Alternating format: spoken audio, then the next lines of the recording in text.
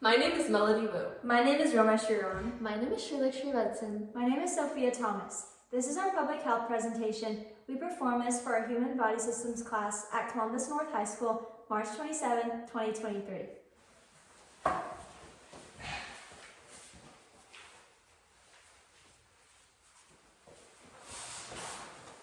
Nice to see you all again. Today my assistant will be observing and helping as needed. What are we seeing you for today? How are you doing? My daughter has suddenly become very concerned with her heart health. Do you have any bothersome symptoms? No, but I've seen a lot on Instagram about undetected heart problems. I guess I have heartburn from time to time. It's so great to see someone advocate for their health. This is the first step to staying heart healthy, and it's very important.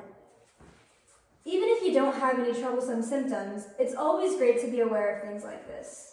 I totally understand your interest. The heart was one of my favorite things to study in school. There's some tests we would have to run, such as a coronary angiogram, which examines the coronary arteries that supply your heart with blood. But of course, there's some things that could go unnoticed, such as a ventricular septal defect. Okay, so the next step is to use comprehensible language in order to bring everyone together to have a better understanding of the reality of heart health, without making it seem big or scary. Words like the ones that my assistant is using may be confusing or overwhelming. What my assistant is trying to say is that there are many tests that we could do to get your heart checked out. A coronary angiogram is a type of x-ray that's used to detect heart problems. There are things that could go undetected, but that's why, again, it's important to advocate for your health and get these things checked out. Nearly 80% of heart attacks in the U.S. go undiagnosed. Well, we're really glad that we're here now, and we're wondering if there's anything that we could do to prevent these problems in the future. I don't know what I specifically need to do.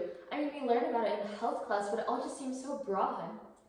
Let's take a look at how it's like for my patient in her classroom and see if we can help her from there.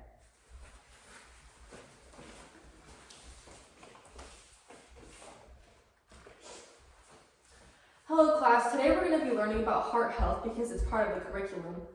In the US, heart disease is the #1 leading cause of death. Every 37 seconds, someone in the US dies from heart disease. I'm really excited to learn about the heart. The first step is to have a healthy diet. It'll help with your heart health overall. What kinds of things do we need to do? I'm not sure. Let's wait and see if it's explained further in the lesson. Second step is to exercise. Exercising will help you have a healthy heart. What types of exercise? How often? Anyways, that was a short lesson. Let's move on. Here we can see that my patient's class is not spending enough time on heart health. Schools need to talk more about lifestyle choices that are easily broken down for students to take in and, again, easy for them to implement. Simply stating eat healthy will not motivate students to help prevent heart disease. Instead, knowing what to eat, for example, is much more specific and will actually encourage students to use this information in their daily lives. Moreover, schools should talk about using easily accessible resources around in the community to help prevent or detect heart problems. Using resources is key to staying heart healthy. Creating tangible goals that combine all of these ideas is going to be the third step to having a heart-healthy lifestyle. Let's take it back to the office and see how my patient creates tangible goals and talk about the next steps.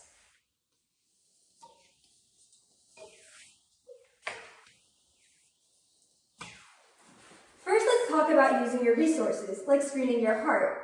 Next month, there will be a free heart screening at our local hospital in order to help promote heart health. Here's a flyer on that information. You should especially take this if you have any symptoms of heart disease, such as chest pain, shortness of breath, fatigue, or an uneven heartbeat. If you do have any of these symptoms, again, you should definitely get these checked out. Wow, what other methods are there to prevent heart disease? I'm so glad you asked. There are 2 other major methods to making sure that you're staying heart healthy: exercise and diet. Cardio is a great outlet to improving physical fitness. For example, you could do running or swimming. For dieting, you don't have to eliminate everything and completely just eat broccoli. You just need to make sure that you're balancing your macronutrients, which are your fats, proteins, and carbohydrates. Maybe you could follow the food plate, right? Having a dish such as salmon, rice, with a side of salad and fruit. You want to make sure that your fats are balanced so that your cholesterol isn't too high. Also, if you do strength training, avoid using pre-workout or caffeine, as it is not safe long-term.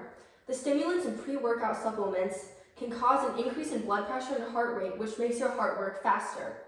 Also, long-term caffeine consumption can also cause chronic insomnia, severe anxiety, depression, and stomach problems. Wow, I never knew that. So many influencers nowadays are using energy drinks and pre-workout, and I thought that they could help me be just like them.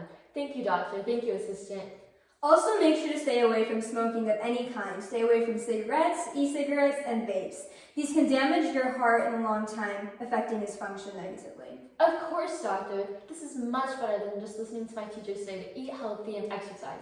I'm going to use this information to help my heart stay healthy. Of course. Thank you, doctor.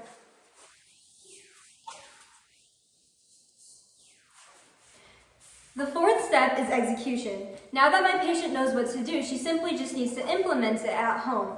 Let's take it back to my patient's home and see what she does from here.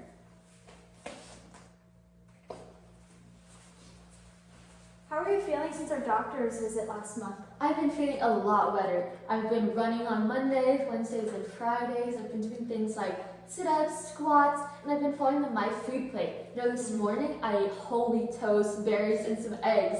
I've been feeling a lot better, and of course I'm not using pre-workout because it can be dangerous. And I'm super confident in the routine that I'm building and the skills that I'm learning. So you see, after following this criteria, you can correctly and more effectively protect your heart and help educate others on heart health.